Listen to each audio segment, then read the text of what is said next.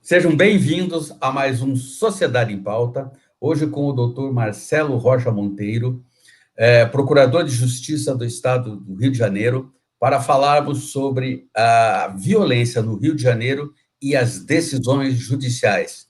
Seja bem-vindo, doutor Marcelo.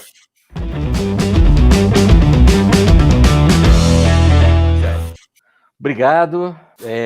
Grande alegria estar aqui com vocês novamente, queridos colegas Silvio e Márcio, Sheila.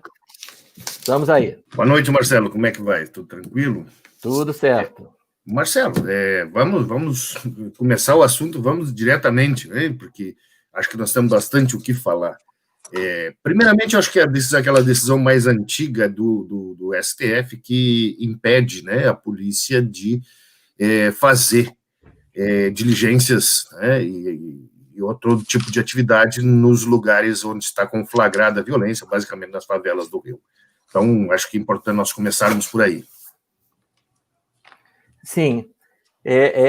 Essa decisão do Supremo Tribunal Federal, né, inicialmente proferida em caráter liminar pelo ministro Fachin, e depois confirmada por maioria de votos pelo tribunal, ela é duplamente equivocada, né? Digamos assim. Primeiro, ela é equivocada no seu... Vamos começar pelo conteúdo, né?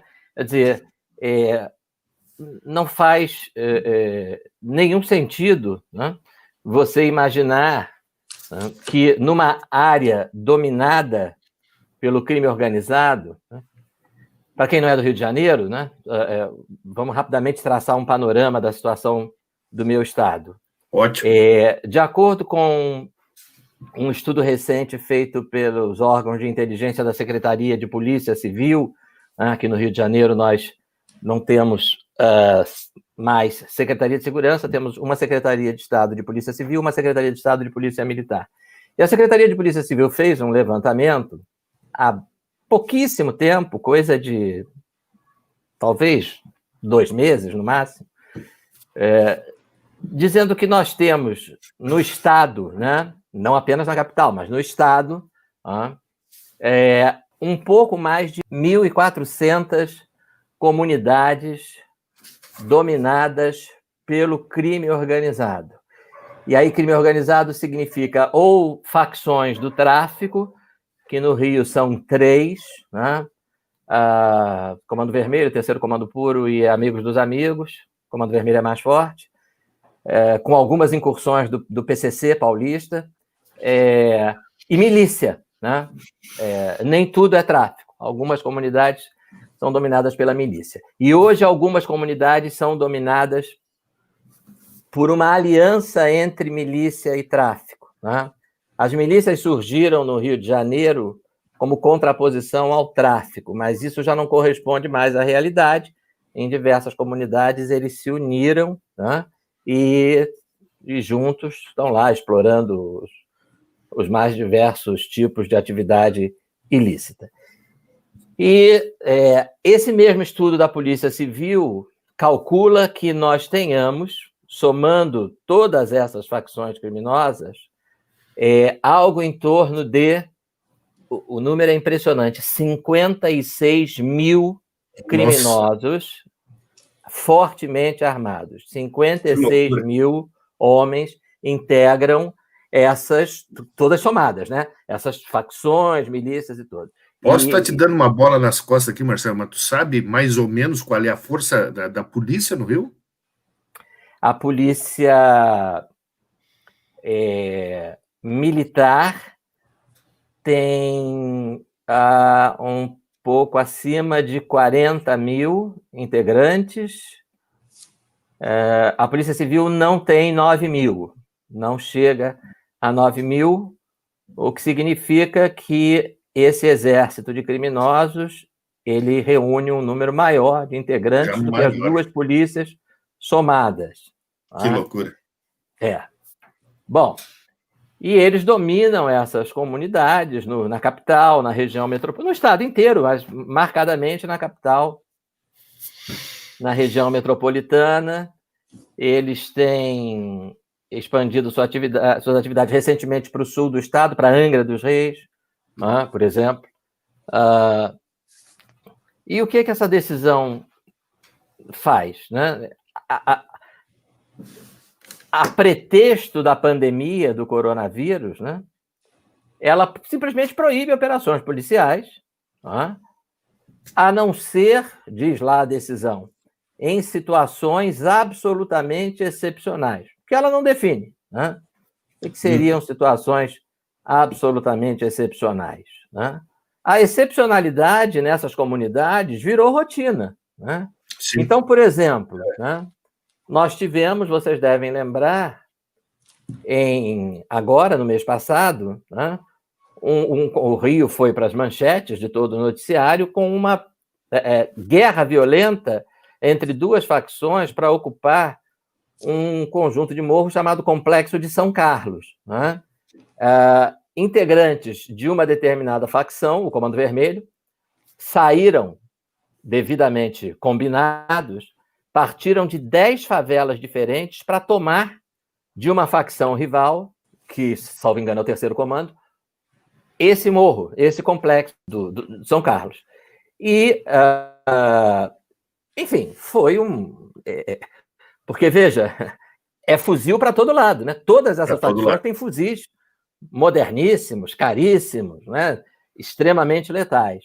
E a população dessa comunidade se viu cercada, se viu no meio desse tiroteio, né? E uma jovem mãe de 25 anos, para proteger o filho de 2 aninhos de idade, ela se jogou sobre o menino, né? Colocou o corpo sobre o da criança para que a criança não fosse atingida, e a criança, de fato, não foi atingida. A mãe foi atingida e morreu. Tá? E o que a polícia pôde fazer? Né? A polícia já tinha informações, né? O setor de inteligência da polícia já tinha informações de que havia uma movimentação de traficantes, né? Que poderia ocorrer essa ação para a retomada. Acontece que o volume de informações que chega à polícia é muito grande. Né? Como é que se trabalha com inteligência? Você recebe as informações e vai procurar checá-las, vai procurar verificá-las. Tem muita coisa verdadeira, tem muita coisa falsa, tem boato. A polícia não pode estar em todos os lugares ao mesmo tempo. Então, o subsecretário de polícia estava explicando, né, com muita propriedade, num programa que nós participamos juntos, aí no canal de televisão, que a polícia, o que ela faz com essas informações é um trabalho de campo. Ela vai ao local para confirmar de forma discreta, não é? Para confirmar, olha, realmente está havendo isso, está havendo essa movimentação, estão entrando em contato com traficantes de outras favelas, estão planejando isso. O que aconteceu nesse caso? Ela não pôde fazer esse trabalho de campo, né? Por quê? Porque esse trabalho de campo significa estar rotineiramente nesses locais, nessas comunidades, sondando, perguntando, ouvindo, vigiando, né? E ela está proibida pelo Supremo de fazer isso, né? Ela não pode estar, como estava, de forma rotineira, de forma cotidiana nessa comunidade, sob pena, a decisão é duríssima, né? Ela diz, sob pena de responsabilidade civil, criminal e administrativa, né? Então, uma espada sobre a cabeça dos policiais. Então, o que a polícia pôde fazer? Pôde reagir, né? Pôde atuar a posteriori, quer dizer, a atuação preventiva foi impedida por essa decisão estúpida, né? Não há outro termo, do Supremo Tribunal Federal, que a pretexto... E veja, é a pretexto da pandemia, né? Qual é a lei que diz que durante a pandemia suspende-se a persecução penal, né? Oi, Marcelo. Suspende-se a vigência do Código Penal, da lei de entorpecentes. Isso, só para fechar. E do ponto de vista sanitário, isso é outra estupidez, porque o que está acontecendo nessas comunidades dominadas pelo tráfico? Os chamados bailes do corona. O tráfico promove, sempre promoveu, né? Bailes funk nas comunidades, e agora, mais ainda, porque a polícia não pode entrar lá para reprimir. Né? Não faz sentido algum. A minha pergunta é essa: qual que é o fundamento fático para essa decisão? Porque se for o corona, então ele não pode entrar em lugar nenhum, né? Não é só ele não pode ir à praia, onde tiver multidão, a polícia... Pois aí você percebe, né, Claro. Você percebe que o corona não passa de pretexto, né? Basta que você olhe os autores da ação, são aquelas ONGs, nossas velhas conhecidas, né? Eu cito duas, Conectas e Justiça Global, que há anos fazem campanha pelo desencarceramento de criminosos em geral e de traficantes em particular. Elas são ideologicamente contrárias à repressão ao tráfico de entorpecentes, né? Para não dizer ao crime em geral, porque aí nós temos algumas que são verdadeiramente abolicionistas, né? Mas particularmente ao tráfico. Então, a pandemia serviu de pretexto, né, para proibir. Eu não tenho dúvida que quando a pandemia terminar, um outro pretexto será procurado, será buscado, né, para que a polícia continue impedida de subir os morros. Não é só de subir o morro, nem todas as comunidades aqui do Rio ficam em morro, algumas são planas. Mas, enfim, que a polícia continue revivendo essa situação triste que o nosso Estado já viveu nos anos 80, no governo Brizola. Né? Mas aí eu queria chamar a atenção para um outro aspecto, né? Porque, veja só, a decisão do Brizola de proibir a polícia de subir morro foi igualmente desastrada, teve efeitos nocivos, fortaleceu o crime organizado, aumentou a criminalidade como um todo. Então, nós já vimos esse filme no governo Leonel Brizola, a polícia foi impedida de subir, as facções criminosas do tráfico se fortaleceram, né? Elas não se dedicam apenas ao tráfico, elas se dedicam ao roubo de carga, roubo de veículos, a vários outros crimes. Hoje, no Rio, elas alugam armamento para outras quadrilhas praticarem roubos. Né? Mas veja, há uma diferença importante. Pelo menos, né, por mais desastrosa que tenha sido a decisão do então governador do Estado, né, de estabelecer uma política de segurança pública em que a polícia não pudesse subir morro, ele era o governador do Estado. Né? Ele foi eleito pela população. Então, ele tinha legitimidade para fazer isso, né? Porque aí entra a segunda ilegalidade da decisão do Supremo, né? Quer dizer, além da questão do conteúdo, você tem a questão da absoluta falta de legitimidade do Supremo para traçar a política de segurança pública. O Judiciário não traça política de segurança pública. Né? Se fosse função do Judiciário traçar a política de segurança pública, a Secretaria de Segurança Pública seria um órgão do Tribunal de Justiça nos estados. Né? O Ministério da Segurança Pública seria um órgão do Supremo. Né? Segurança pública é a função do Poder Executivo. É por isso que, em todo o Estado brasileiro, a Secretaria de Segurança, ou quem às vezes lhe fizer, né, o que corresponder a ela, é subordinada ao governador do Estado, que se elege com uma proposta de segurança pública. Uma proposta. A proposta do governo eleito na última eleição aqui no Rio foi a de enfrentamento, todo mundo sabe disso. Foi de enfrentamento. Né? Aí um partido que perdeu, junto com essas ONGs, um partido que perdeu a eleição, né? Um partido que tem uma política de segurança pública que é contra o enfrentamento, né? Que é a favor de... Nem sei lá do que ele é a favor, né? De que todo mundo suba até onde estão os traficantes, vestido de branco, cantando Imagine, do John Lennon, e soltando pombinhas. Deve ser isso, né? Mas esse partido, Partido Socialista Brasileiro, vai junto com essas ONGs ao Supremo e diz: não gostamos da política, não estamos gostando da política de segurança pública do governo do Estado do Rio de Janeiro. Queremos outra política. E aí o Supremo... Isso é nitidamente ativismo judicial. Né? Porque, veja, o papel do judiciário é aplicar a lei. Né? Qual é a lei que diz, né, que não pode... Que a polícia não pode agir durante uma pandemia? Não existe isso. Né? Então, ele não agiu. O que o Supremo fez aí não foi aplicar a lei, né? Foi traçar a política de segurança pública. Eu até, para deixar isso bem claro, né? Eu costumo usar o seguinte exemplo. Tá? Se o Supremo tivesse decidido, né, numa ação qualquer, que a polícia do Rio de Janeiro estaria obrigada a realizar operações policiais nos morros, todo dia, 3 vezes por dia, de manhã, de tarde e de noite, eu estaria criticando essa decisão do mesmo jeito. Talvez não pelo seu conteúdo, né? Mas por quê? Porque ela não tem legitimidade. O Supremo, não tem legitimidade para isso. Ele não pode dizer que é para a polícia fazer mais operações, fazer menos, usar helicóptero, deixar de usar helicóptero, voar com helicóptero por aqui, não voar com helicóptero por lá. Não, isso não existe. Isso é função do Poder Executivo. Essa questão aí, Marcelo, só que eu acho que são duas coisas importantes até para a gente colocar na discussão. Nessa decisão do Supremo, uma das coisas que ele disse é que naquelas hipóteses de excepcionalidade, teria que comunicar ao Ministério Público, que é o, né, que faz o controle externo da polícia, e também proibiu a utilização de helicópteros, né? Ou seja, a primeira é feita para não dar certo, porque a gente sabe que, às vezes, de fazer uma operação, né, do porte que tem que ser para poder acessar uma zona conflagrada de tráfico, quanto maior o sigilo, mais possibilidade de dar certo. Ou seja, quando você mais abre, né, mais vai ser a chance de não ter sucesso aquela operação. E o helicóptero, por sua vez, eu acho que, assim, que é uma segurança, uma garantia do próprio, dos próprios policiais, dos civis que estão lá, que não são nem policiais, nem das quadrilhas. Exatamente. O helicóptero é uma segurança não só para os policiais, mas como para os moradores daquela área onde está havendo a conflagração entre a polícia e os criminosos. Por quê? Porque muitas das comunidades, todo mundo sabe disso mesmo, quem não é daqui do Rio, né? Muitas das comunidades são no alto de morro, né? Então a polícia está vindo de baixo para cima, né?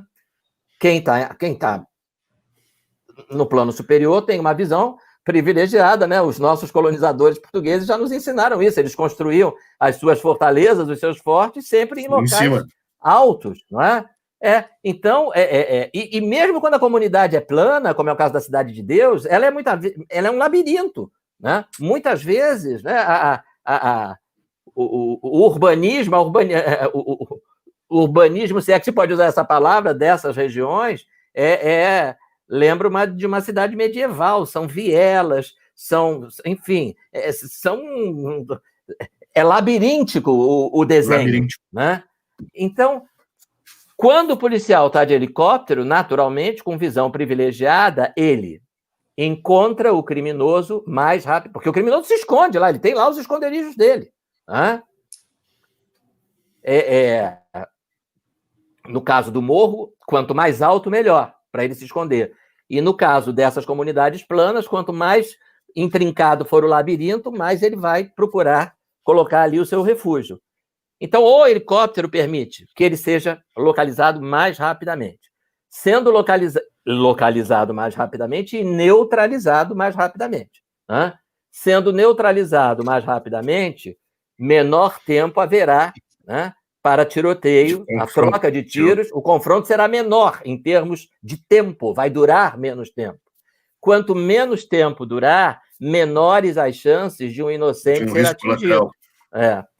Hoje, o número de inocentes feridos por tiros partidos de helicóptero em operações policiais no Rio de Janeiro é zero. Né? E aí vai o Supremo e diz que não pode usar helicóptero. Então, quer dizer, o que é isso? Né? Quer dizer, isso, né? Você imagina 11 ministros, né? 11 integrantes do Poder Judiciário dizendo que tipo de veículo, a polícia, que tipo de equipamento é a melhor palavra, a polícia deve ou não deve usar numa operação. O que o helicóptero tem dessa história? Por que ele entrou nessa história? Por que não pode usar o helicóptero? O motivo real é que os traficantes detestam o helicóptero, né? Porque o helicóptero é muito ruim para ele ou para a polícia. Na realidade, e aí eu vou ser muito franco aqui. Marcelo, acho que a expressão correta é que o uso do helicóptero tira vantagem dos bandidos. Exatamente. Não, mas no círculo, na decisão, qual foi o fundamento? Que eles tinham que dizer alguma coisa. O que eles disseram? O que eles dizem é exatamente o contrário da realidade, né? Eles dizem que com o helicóptero o risco é maior de atingir um inocente. E é exatamente o contrário. O risco é menor, tanto que não há registro de inocente atingido por disparo de policial efetuado a partir de helicóptero. Quer dizer, e qual que é a relação, então, disso com a Covid? Essa do helicóptero é pior, porque essa independe do Covid. Eles querem que seja adotada para sempre, né? Como política de segurança pública. São as do helicóptero que espalham o vírus com mais intensidade. Deve ser isso. Mas Um helicóptero espalha um vírus. Deve ser. Joga para dentro dos moradores um vírus. Só pode ser isso, né? Mas deixa eu só te fazer duas perguntas, né, Marcelo? Uma assim, ó, primeiro, né? Nós conhecendo como a gente conhece, nós três aqui trabalhamos com isso há muitos anos, né? A bandidolatria que virou o país. Qual é a perspectiva disso não só ser mantido depois da coisa, mas ser estendido aos demais estados? Porque aí, assim, ó, eu não vejo qual é o argumento que eles dizem assim, não pode usar helicóptero no Rio, mas pode usar em São Paulo. Exatamente. Existe esse perigo. Existe esse perigo, né? Em Belo Horizonte. A bandidolatria não para, né? Não para, né? Então, a sociedade precisa reagir, né? As pessoas... aqui no Rio, a posição da população com relação a isso é majoritariamente de repúdio. Né? A população está revoltada com essa proibição, até porque nós já vivemos isso, né? Pelo menos os mais velhos, nós já vivemos essa história, foi aí que a polícia... Foi aí que começou a guerra sim, porque, veja, com a polícia...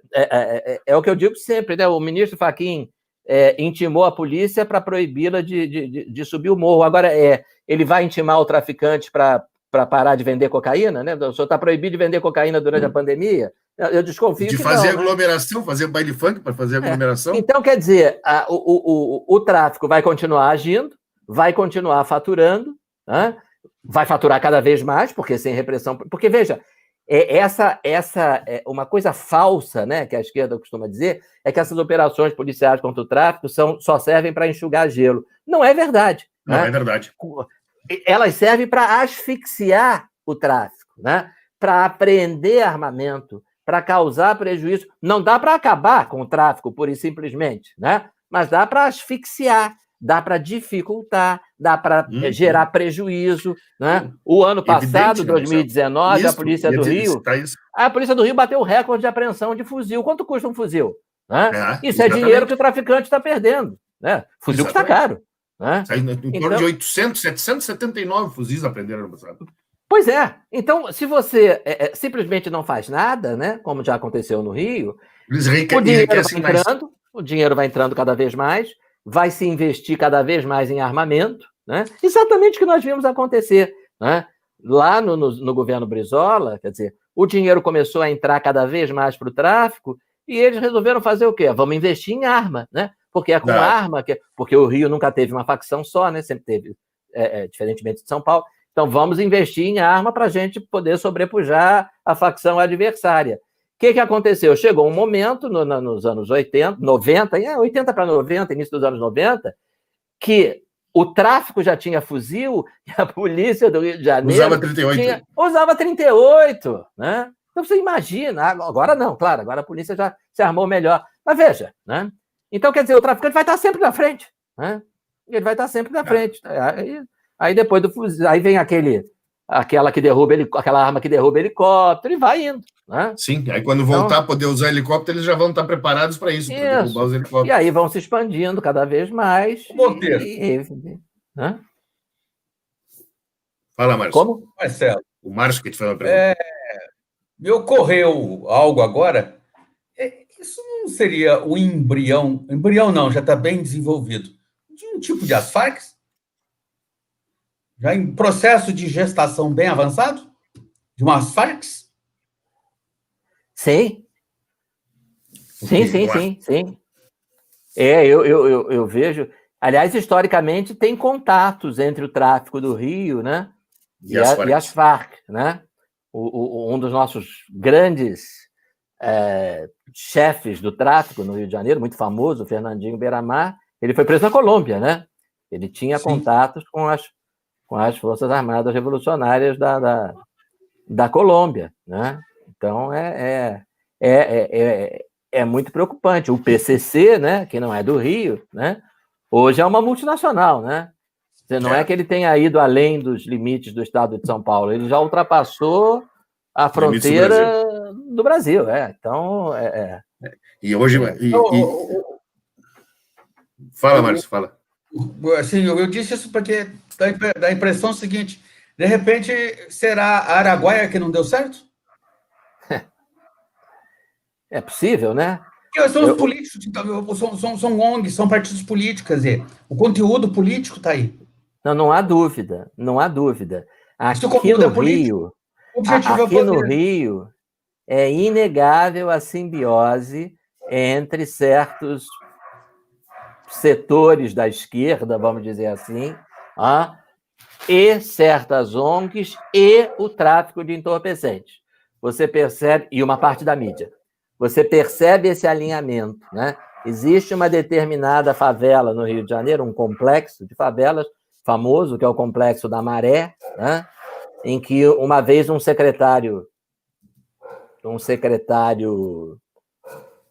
liderança, não vou dizer o nome aqui, uma liderança da Polícia Civil comentava comigo e com outras pessoas, podem reparar, qualquer operação na Maré, no dia seguinte tem primeira página do Globo, chamada no Jornal Nacional, artistas revoltados, dizendo que o povo de lá está sofrendo, ONGs pedindo para que a polícia não entre mais, fazendo isso que fizeram agora no Supremo, né? Mas de uma maneira mais informal. Né? O Globo, após uma operação na Maré, o Globo colocou na primeira página, não sei se vocês lembram disso, né? Isso foi ainda foi 2019, ou talvez já no início desse ano, já não lembro bem. Né? Desenhos, imagina, olha aqui, estelionato. Desenhos feitos por crianças me lembro. da Maré, mostrando que coisa terrível que era a polícia. Aí no desenho, né, o Sheila perguntava sobre os helicópteros, no desenho aparecia o helicóptero, a arminha lá do policial no helicóptero, o tirozinho saindo assim, aquela linhazinha pontilhada, atingindo lá uma senhorinha com uma criancinha assustada do lado. Só quem não aparecia em desenho nenhum era o traficante. Curioso, era o traficante. Não? O traficante não aparecia. Não tinha bandido no desenho. Né? Aí... Aliás, né, Marcelo, para a imprensa carioca, ou pelo menos grande parte dela, né, o traficante também não existe, né, porque sempre que há um dano colateral, que morre alguém, lá a bala é da polícia, né? Nunca é do traficante. Nunca é do traficante. Tiroteio. E até me surgiu agora que tu falaste há pouco da senhora, aquela que protegeu o filho nessa briga de gangues pelo São Carlos lá. O que disse a imprensa e o que está dizendo a imprensa sobre essa cena? Nada, não. Esse assunto morreu. Morreu. Nesse caso, como todo mundo sabia que a polícia estava proibida de ir ao local e que os tiros de ambos os lados eram de traficantes, né? Quer dizer, traficante da facção A e traficante da facção B. Então todo mundo sabe que ela foi morta por tiro de traficante. Então, apareceu lá no dia ali, depois já vai para o cantinho inferior da página 53 e depois sumiu. Sumiu, acabou. Que loucura. Né?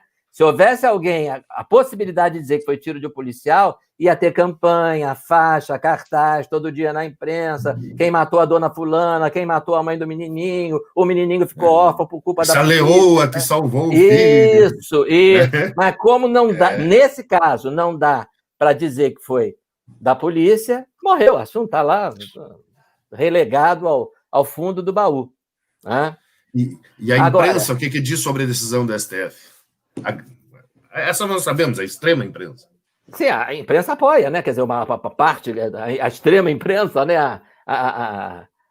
Uma boa parte da mídia mainstream apoia essa decisão. E ainda teve o descaramento, quando houve esse episódio onde morreu essa moça, de dizer que não foi, que a decisão do Supremo não teve nada a ver com isso. Tá? Eu vi o subsecretário de Polícia Civil sendo entrevistado na Globo News e o entrevistador, o jornalista, tentando desmenti-lo, né? E ele dizendo, olha, nós temos, isso, apuramos que foi isso. Não, mas não foi assim. Ele disse, não, mas estou dizendo que foi assim, né? A nossa apuração está dizendo que foi isso e tal. E eles tentando desesperadamente dizer que não, né? Que o Supremo não teve responsabilidade, né? O Supremo teve total responsabilidade, né? Como eu disse na ocasião, numa entrevista a uma emissora de rádio, essa conta vai para o Supremo. A conta dessa morte aí, dessa mãe, tem que ir para o Supremo, né? É culpa deles, da irresponsabilidade deles, né? Proferirem uma decisão dessas, absurda, sem amparo legal, né? Quer dizer, duplamente absurda no conteúdo e absurda porque não tem amparo na lei, eles não têm legitimidade para fazer isso, né? Esqueceram aquela regra básica que ninguém é obrigado a fazer ou deixar de fazer o que tiver previsto na lei. Tudo com base em matéria jornalística, Silvio. É um negócio absurdo, né? Absurdo. Você pega ali, o ministro decide, não, porque saiu no Globo, que teve... Aí você vai ver, olha, efetivamente, desses casos aqui de inocentes atingidos, em quantos deles está comprovado de que a bala partiu do polícia? Um. Ah, então tá bom. E os outros 79? Não, os outros... não tem conclusão nenhuma, né? E eu fui promotor de júris, Silvio. Mas é outra coisa, né, Marcelo? Diga. E há uma coisa que ele sempre esquece de dizer aí, mas vamos lá. Então vamos pegar e vamos que muitas dessas mortes fossem por bala da polícia. Mas ele sempre esquece de dizer que estava num confronto, que havia um tiroteio, que havia um traficante armado de fuzil no outro lado. Exatamente. Né? E que é a obrigação da polícia prender esse cara que está com um fuzil no meio da rua. Pois é. Eu fiquei imaginando o seguinte, né? Eu sempre gosto de me transportar mentalmente para fora do Brasil. E aí você imagina o seguinte: você está nos Estados Unidos, na Inglaterra, na França, em qualquer lugar do mundo, né? E existe um determinado bairro, subúrbio, territórios, vilarejo, enfim, em que a comunidade, os moradores estão subjugados por um grupo de criminosos, por uma facção do crime organizado fortemente armado, que domina aquele local, né? Domina, coloca barreiras, como aqui no Rio é comum a polícia ter que retirar em Vila Kennedy, né? Que é uma favela plana, não é morro também, e eles colocam barreiras e impedem qualquer veículo de chegar, né? Então, um morador lá, um trabalhador, a imensa maioria da população, né? Passou mal, dor no peito, né? Suspeita de ataque cardíaco, precisa de uma ambulância, vai morrer, né? Vai morrer, porque não entra ninguém, né? E aí a polícia vai lá e... Aí você pensa o seguinte, né?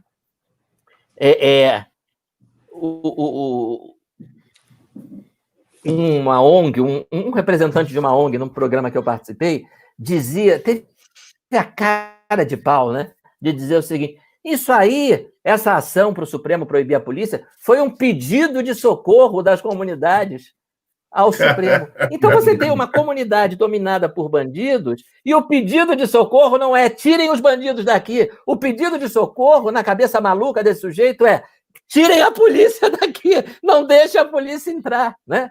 Então, veja que coisa, que inversão de valor. O sujeito disse isso no programa para mim. Né? Isso é um pedido de socorro da comunidade. O pedido de socorro não é tira o bandido, pelo amor de Deus, é tira a polícia. Né? Então, veja, como se os bandidos tratassem. Como se os bandidos tratassem os moradores como cidadãos, né? Conta para nós um pouco como é que é esse tratamento. Eles escolhem. Olha, eu tenho tanta história para contar lá dos meus 16 anos de júri na capital. Eles escolhem a menina, a adolescente, né? Filha do trabalhador, filha, às vezes, de um sujeito religioso, tal. A adolescente mais bonita, mais atraente. O traficante escolhe a menina, né? Nosso público é inteligente, eu não vou precisar explicar, escolher para quê, né? Todo mundo já entendeu, né? Aí o que você diz para esse pai, né, que teve a filha escolhida pelo traficante, né? Poxa, a polícia pode me acudir? Não, meu amigo, a polícia está proibida de entrar aqui na comunidade por decisão do Supremo Tribunal Federal. Cor de roupa, Márcio. Cor de roupa, Silvio. No Rio, em algumas comunidades, o morador não pode usar, por exemplo, numa comunidade dominada por uma facção rival do Comando Vermelho, o morador não pode usar vermelho. Se ele sair na rua com roupa vermelha, ele vai ser punido. Né? Eu já vi coisas horrorosas. Eu já vi um filho ser morto porque foi visitar o pai. Ele morava em uma comunidade, 2 morros, né? Um em frente ao outro, com a avenida dividindo. Só que o morro da esquerda era da comunidade X e o da direita da comunidade Y. Aí o rapaz foi visitar o pai, né? O pai que ele não conhecia, foi conhecer aos 18 anos de idade, e fez amizade, queria estabelecer um relacionamento com o pai que ele nunca tinha tido, né? O pai separou-se da mãe quando ela estava grávida do menino. O menino, trabalhador, estudante, 0 antecedente, nada. O pai também, né? Foi lá visitar o pai. Os traficantes acharam uma afronta um sujeito que mora numa comunidade dominada pela facção rival colocar os pés na comunidade dele. Então, o menino foi assistir um jogo de futebol na casa do pai, né, pela televisão, no domingo, e aí eles arrancaram o menino da sala, na frente do pai, levaram para uma praça, digamos assim, né, ali, reuniram toda a comunidade, porque era para dar o exemplo, e amarraram ele atrás de um carro, de uma maneira que a boca dele ficasse no cano de como é? De descarga, né, de escapamento ali do carro. Descarga. E foram arrastando o veículo, né, até o rapaz morrer, né? E, mas a Constituição não diz que não tem pena de morte no Brasil? A grande pergunta, a Constituição não diz que não tem pena de morte no Brasil?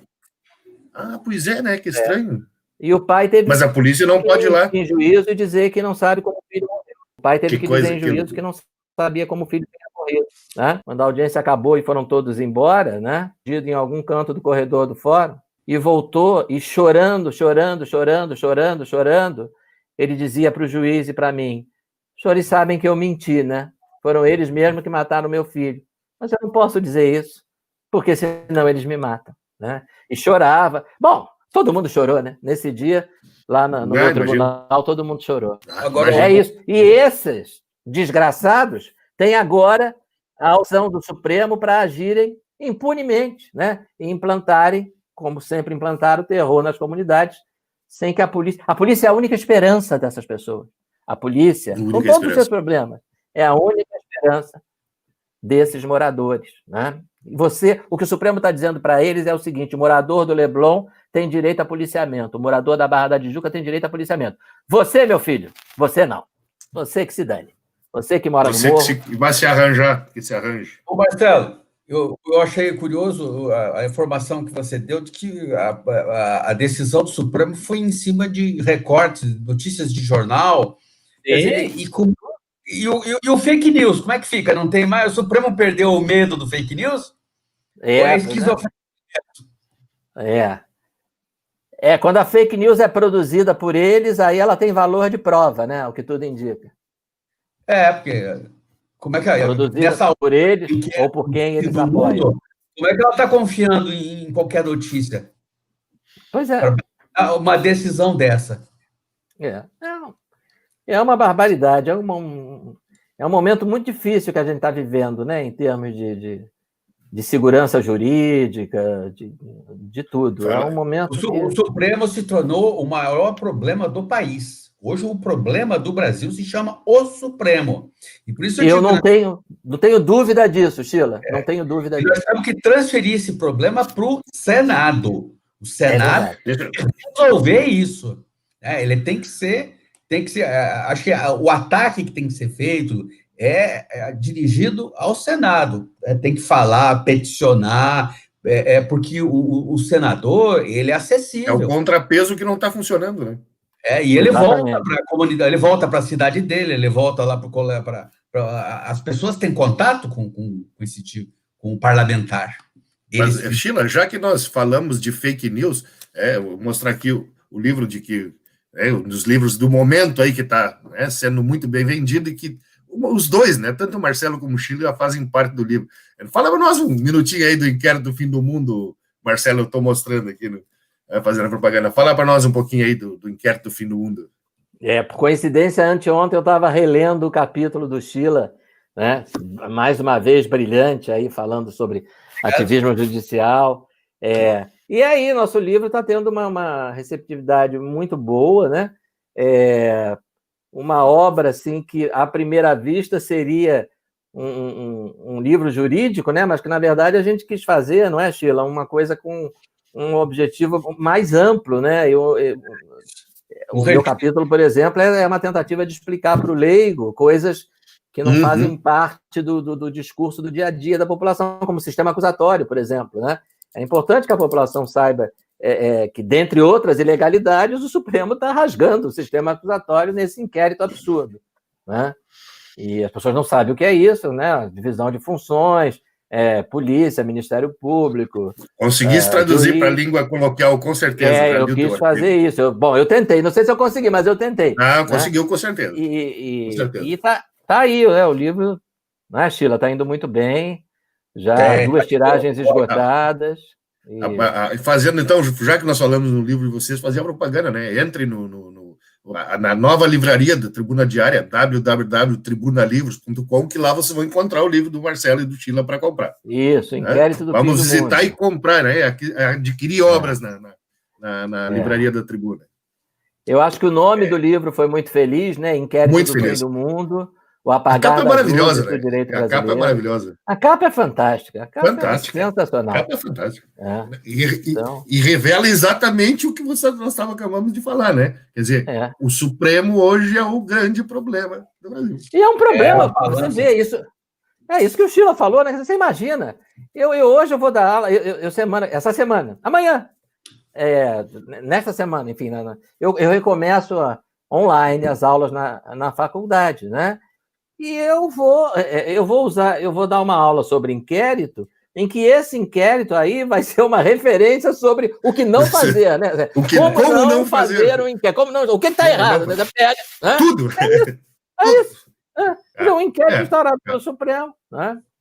E eu fico imaginando, eu sou professor de processo penal, não sou professor de direito penal já há muitos anos, eu fico imaginando um professor de direito penal, né, tentando explicar para a turma a coisa mais básica, que é o princípio da reserva legal, né? Aí um aluno vai dizer, professor, mas o Supremo não criou um crime aí através de tal de fake news? De 8-3, né? Uma tal de... Não, o negócio da homofobia primeiro, mas agora está criando fake news que não é previsto como crime também. Como é que é isso, né? Como é que é isso? Eles estão destruindo os preceitos mais básicos, né, da nossa tradição jurídica. É uma coisa impressionante. Não, mas é uma coisa estratégica, realmente. Nós estamos mais praticando direito. Por quê? Porque o direito romano-germânico faz parte da base dessa cultura ocidental. Que entra a filosofia greco-romana, que entra a moral judaico-cristã, e o direito nosso faz parte disso.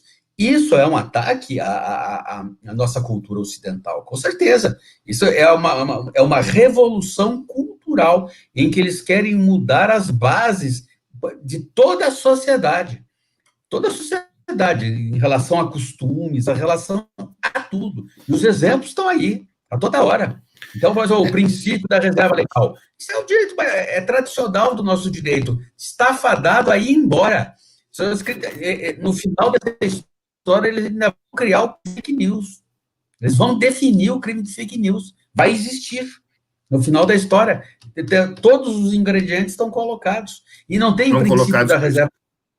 E isso tudo está sendo jogado na lata do lixo. Rapidamente. É impressionante. E isso é estratégico. Isso é uma ação. Eu sempre digo, quer dizer, a esquerda estava fazendo isso. Mas aí o que aconteceu? A esquerda saiu do poder. Isso. Então, o quê? O Supremo... Será que saiu? Será que saiu? Não, ficou no Supremo. É o último existência. Exatamente, exatamente isso. Em certa medida, é um ato até de desespero da esquerda. Né? Porque todas aquelas teorias, vê, a função contramajoritária da jurisprudência, aquilo ali é o discurso da teologia da libertação. Isso. A preferência pelos pobres. A vocação pelos pobres, pelos fracos. Né? É exatamente aquilo aqui. Aquilo é um discurso marxista muito bem disfarçado, muito bem elaborado por juristas da Alemanha, juristas americanos. Aquilo ali é o velho discurso da esquerda. O que o Supremo faz é revolução cultural. Ele faz política. Ele está fazendo política, e o que ele pode fazer? Desestabilizar a sociedade, desestabilizar o governo. É isso que ele está fazendo. A sociedade, vê aí o Rio. Já não bastava criar a instabilidade nos contratos, que hoje ninguém sabe se vale ou não vale uma cláusula.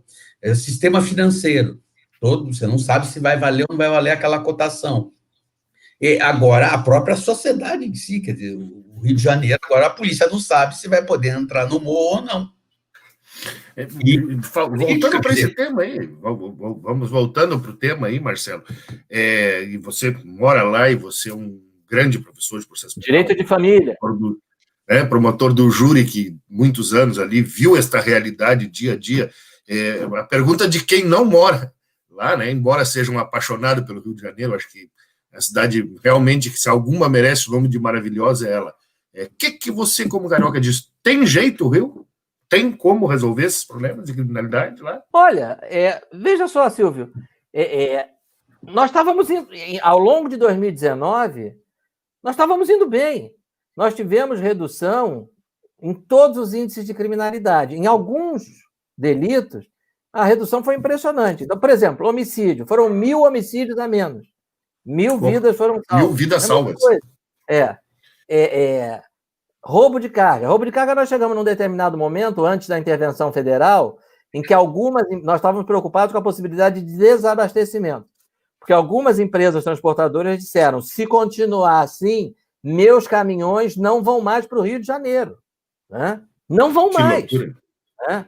Bom, se começar, vai faltar, né? Nós só vamos poder consumir o que o Rio de Janeiro tiver para oferecer. Né? Então, e nós tivemos uma redução de mais de 35% no roubo de cargas.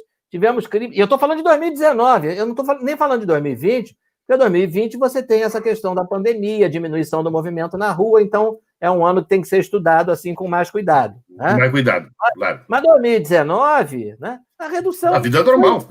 Tudo, né? Só teve um índice que aumentou, e esse índice é que esse pessoal não perdoa. Aumentou o índice, o número de criminosos mortos em confronto com a polícia. Esse subiu. Esse nunca foi tão alto. E aí... E esse tem que ser aplaudido. O Sheila estava perguntando, né? O que leva... É isso, né? É isso. Uma política em que o criminoso que atira no policial morre, né? Uma vez perguntaram para um oficial da PM aqui, fazendo pós-graduação na Espanha, né?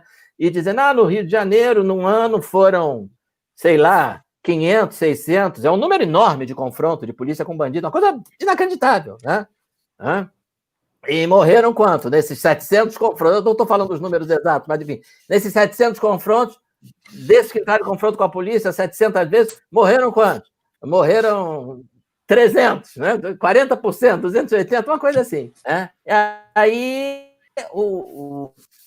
ele pergunta, e que Espanha? Ano passado foram... Aí o espanhol responde assim, ano passado foram 3 confrontos de bandido atirando na polícia. Né? E foram quantos mortos? Ele vira-se para o brasileiro com uma cara muito espantada e diz assim, 3, né? Porque aqui na Espanha, o bandido que atira na polícia morre. Né? Como, aliás, eu não conheço nenhum... Ele fala assim, não conheço nenhum outro país da Europa que seja diferente. Bandido que atira na polícia morre. Então, 100%. 3 confrontos, 3 mortos. Né? Proporcionalmente, até que lá no Rio está morrendo menos bandido. Né? Porque se em 700 confrontos só morreram 300 bandidos, então, não tem coisa mais óbvia do mundo, né? Mas, atira na polícia, ele vai morrer, né? Ou o policial vai se deixar abater, né? Vai deixar se ele deixar abater. Então, mas teve uma procuradora da República que defendeu essa tese. Pode tirar depois. Graças a Deus aposentou, né? Primeiro você morre, depois você reage. Atira. Reação póstuma. Mas isso é uma coisa fantástica. E eles colocam, Sheila, eles querem colocar essas mortes de criminosos que reagiram à polícia na rubrica de homicídio, sem fazer qualquer distinção. Você não pode fazer isso. Isso é errado. Né? Claro que não. E a legítima defesa tem a presunção. O ato é lícito. O ato é lícito. Claro. É excludente. Mas isso, Marcelo, é uma coisa, eu já escrevi vários artigos sobre isso, tu conheces ele, né? Há muito tempo se faz uma manipulação da estatística a respeito disso, né? Aí você pega lá o ano de 2017, nós tivemos 65 mil homicídios, sendo que destes 65, em torno aí de 4 mil, né? Menos de 10%, em torno de 8%, foram em confrontos com a polícia. E assim, a polícia é violenta, a polícia... Não, pera um pouquinho. E os outros? 98. Os 92. Quem é que praticou? A bandidagem. Então, quem é que é realmente violenta, matadora? É a bandidagem ou a polícia? Claro que é a bandidagem, né? Mas ele sempre faz essa distorção, com certeza. A estatística virou a meretriz do argumento jurídico. E científico, né? Porque ela é fraudada na coleta, ela é fraudada na leitura, ela já inicia a captação de dados, já é tendenciosa. Hoje, estatística é um negócio assim que é totalmente manipulada, né? E você está no meio de um debate, de uma palestra, a pessoa te atravessa um dado estatístico, se você não derrubar aquilo, você não pode continuar, porque ela quebrou teu argumento. E só que aquilo ali pode ser tudo todo maquiado, como por exemplo, como o Diego PS mostra na obra dele, a estatística sobre encarceramento. Que os dados o Bruno Carpes. É correto, mas a leitura é completamente equivocada. Agora, como é que você faz no meio de uma palestra, de um debate, se ele te apresenta isso? Aqui, tá essa estatística. Quebrou, então virou um quebra-mão, um mata-burro. Por isso que eu digo. Eles quiseram fazer isso aqui no Rio, pessoal da Universidade Federal Fluminense, dizendo, olha só, está provado que com a proibição da polícia subir morro, a criminalidade diminuiu. Eu falei, peraí, mas como diminuiu? A criminalidade vinha diminuindo desde 2018, né? O único índice que antes crescia e agora efetivamente diminuiu foi o número de criminosos mortos em confronto com a polícia. Claro, porque se a polícia não faz mais operação, evidentemente está morrendo menos. E que não é crime, né, Marcelo? E que não é crime. Pois é, e que não é crime, né? Mas, gente, a conversa está maravilhosa, né? Podemos até em outra oportunidade chamar o Marcelo de novo, mas nós já estamos aí com quase 1 hora de live. Então, encaminharia para que o Marcelo fizesse suas considerações finais, para a gente encerrar, então, nossa gravação da live de hoje. Marcelo Rocha Monteiro, grande amigo, componente dos quadros do Ministério Público para a Sociedade, o que é uma honra para todos nós. Queria agradecer ao convite, é uma alegria muito grande estar aqui com esses 2 colegas tão queridos, né? Silvio e eu temos uma parceria de longa data, né, Silvio? Longa data, Marcelo. Aqueles projetos de reforma do Código de Processo Penal, a gente sempre 99, 2000, 99. Isso, mais de 20 anos, né? Combater essas mudanças na lei, porque o legislador brasileiro tem uma tendência quase irresistível, né? A só mudar a lei para favorecer mais o bandido. Que é exatamente dentro dessa linha que o Schiller também aponta, né? Aí de revolucionar a sociedade, né? De destruir a civilização ocidental para construir, eles não sabem o quê, né? Na verdade, o que querem construir, eles não sabem, mas eles querem destruir a nossa civilização, né? E não há maneira melhor de destruir a civilização do que deixar a criminalidade aumentar de forma impune, né? Bom, então dizer mais uma vez que é uma grande alegria estar aqui com vocês, né? Com o Silvio, que é meu parceiro de longa data, aí, mais de 20 anos, estivemos juntos lá acompanhando a reforma, projetos de reforma do Código Penal, do Código de Processo Penal, né? Sempre nos preocupando com essa tendência, né, do legislador brasileiro a trazer quase sempre inovações legislativas que favoreçam o criminoso, né? Parece que a ideia é sempre essa, de deixar o criminoso cada vez mais livre, né? Cada vez mais impune, dentro dessa linha aí que o Schiller, né, sempre lembra, né, dessa visão revolucionária, né, de acabar com a sociedade ocidental, com a cultura ocidental, não é? E com os valores, né? Nada melhor do que acabar com os valores de uma sociedade do que deixar a criminalidade correr solta, né? Isso também faz parte do projeto revolucionário. O projeto revolucionário, ele sabe o que ele quer destruir, né? Ele quer destruir a civilização ocidental, né? Ele não faz muita ideia do que ele quer construir, se é que ele quer construir alguma coisa, mas ele quer destruir a nossa sociedade. Então, muito obrigado ao Schiller, parabéns ao Ministério Público Pró-Sociedade por mais essa iniciativa. Essa é uma associação da qual o Brasil, sem dúvida alguma, precisava, né? E eu fico muito feliz de ser integrante dela. Então, um grande abraço, Schiller, um grande abraço, Silvio. Obrigado. Muito obrigado. Bem, então,